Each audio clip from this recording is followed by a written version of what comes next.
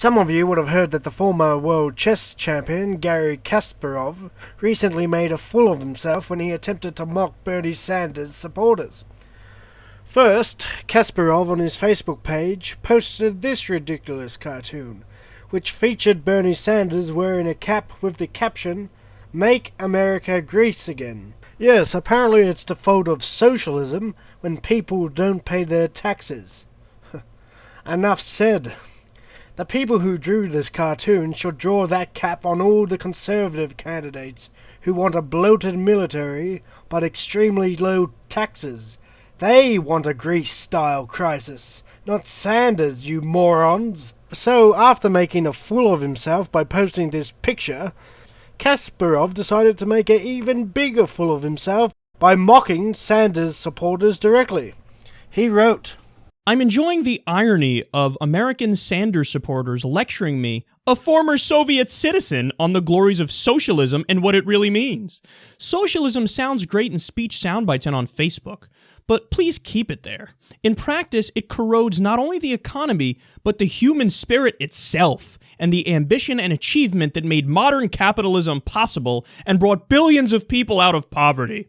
Talking about socialism is a huge luxury, a luxury that was paid for by the successes of capitalism.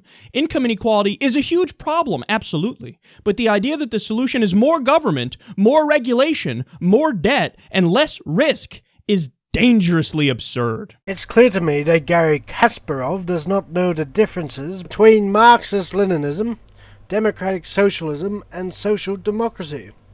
Bernie Sanders is offering social democratic policies.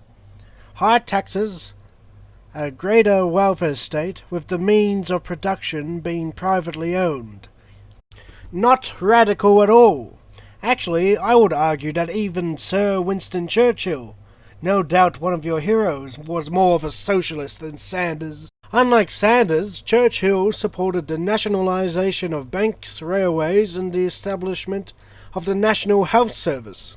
So what is Sanders offering? Capitalism, but with a stronger welfare state.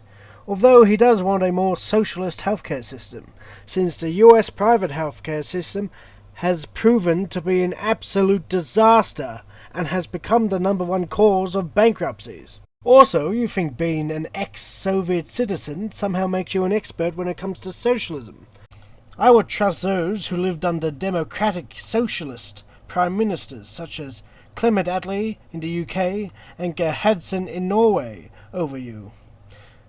These prime ministers took many industries into public ownership, supported strong trade unions, and supported the socialist healthcare system. So the people who lived in these countries would have a much stronger idea what democratic socialism is than you, who lived in the USSR.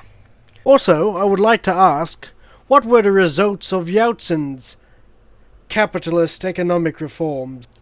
According to the statistics and history books, they caused one of the greatest economic disasters in history. Life expectancy plummeted, poverty shut up, and the economy was destroyed.